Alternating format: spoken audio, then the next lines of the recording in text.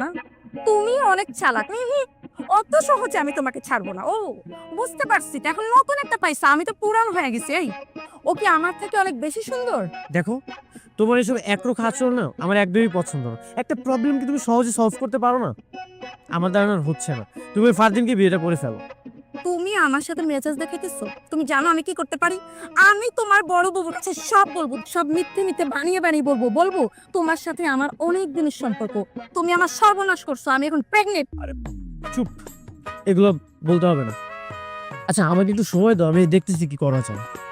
ব্যবস্থা যা করা তোমার আজকে দিনের ভিতরে করতে হবে। শোনো, আমি আর বাসায় যাব না। আমি যদি বাসায় যাই, আমার বাবা মা আমাকে ধরে বিয়ে দিয়ে দিবে। আরে বাবা, আমি বললাম তো আমাকে একটু সময় দাও, আমি যে কোনো একটা ব্যবস্থা করতেছি। দিলাম সময়, তোমার যত খুশি তুমি সময় নাও, কিন্তু আমার যখন বিয়ে হয়ে যাবে, ফারদিন এসে যখন আমাকে বিয়ে করে নিয়ে যাবে, তখন বুঝবা যে জান্নাত কি।